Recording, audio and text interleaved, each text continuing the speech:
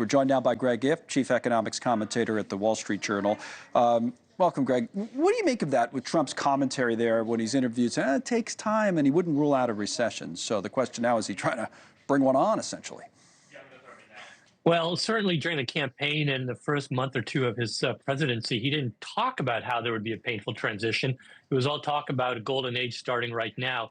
I think he's woken up to the reality of what the markets are telling him is that, like, the policies he's chosen to prioritize, that is to say, high tariffs and a trade war, are deeply damaging to confidence. And before any of the positives from things like deregulation and tax cuts come along, there will be a big hit to consumer buying power from higher prices on imported goods. And you have a lot of businesses who feel paralyzed because they simply don't know what the end state of Trump's trade war looks like. That's the thing to me that stands out the most. We talk about hiring, and like I was saying last week, why would you be hiring if you're a big CEO, not just of a tech company, but any company, when you don't know what the future holds? I want to bring up that poll I mentioned again. I have it this time on the tablet. Just there's a couple of things here. So it's not just us, right? But we talk about us all the time. This is a small number, you know, when you, or a big number here, if you add these two together, I should say 67 and 24, because that means the risks of recession in the U.S. have either increased significantly or marginally. So the point is, a lot of people think the risks have gone up. Only 9%, as was saying, is a small number, think that there has not been a change. And for Canada and Mexico, especially Mexico, it's even worse. So, you know, the incentives, you know, for everyone knows this, but the Canadians especially, they feel like this thing here, I have it on Ontario today, raising electricity tariffs up 25%. They feel like they got to keep fighting, though. Well, Canada and Mexico, in fact, like most countries, are just far more dependent on trade than the United States. True. The U.S. economy is so large that most of the spending that goes on is directly related to locally produced goods and services.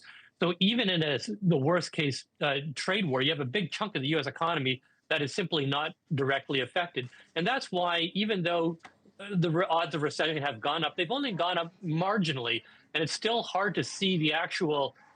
Let's keep in mind, Connell, we're still early in Trump's presidency, and we have virtually no hard data that points to the kind of fears that people are talking about. The jobs report for February was actually pretty good. So all of this remains prospective. I think the main signal people are taking from that weekend interview was that, hey, if the president is warning us of a transition period, he's telling us that he's willing to put up with a lot more damage to the economy and the stock market than we were previously assuming. There was, up until this point, what we might call a Trump put. Yeah. In other words, when the market gets low enough, Trump basically blinks and says, I'm calling off the trade war. If that level of the market exists, it turns out to be a lot lower than people thought before, and they're kind of adjusting to the reality that Trump is prepared to actually put up with a lot more hardship before he changes course. Yeah, repricing assets in a big way is particularly anything related to tech today, which is selling off huge. But, you know, everything's down in the market. You think about that's an interesting observation or argument, because think about the people, especially economically kind of focused people, Wall Street people who supported Trump. A lot of times the argument for supporting him was, literally, he's never going to do what he says he's going to do. Now, on many other subjects, he's done exactly what he said he was going to do early in his administration, and maybe this is added to the list now, which would be a change. Well, this is a very important distinction, Connell. I'm glad you brought it up, because if you wanted to contrast Trump's first term to his current term, you had in his first term, like this term, a lot of advisors who really aren't very comfortable with trade wars and tariffs. But the difference was that in the first term, Trump was still feeling his way. He still felt very sensitive to the opinions of the establishment, and therefore he often pulled back at the last minute. He didn't bail out of NAFTA. He instead rewrote the plan. A lot of people are still telling him that his plans are disruptive, but he's just much more trusting of his own gut, much more inclined to go his own way. And he persists with beliefs. You know, you heard John Bolton just a second ago telling you that, you know, he believes what he believes and tends to be somewhat insulated from other people's opinions of reality and facts and so on. And he's just going to push forward on this. And so you know, I think people who know the guy best know that the only ideological position on economics he's held all his life is that he thinks trade deficits are horrible and tariffs are good. So given that, why wouldn't you expect him to push that as hard and far as he can, given that he really has very little to lose?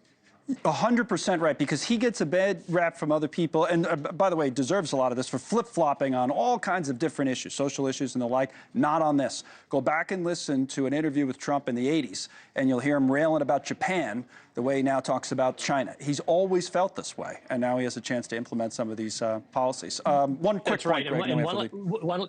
Sure, Connell.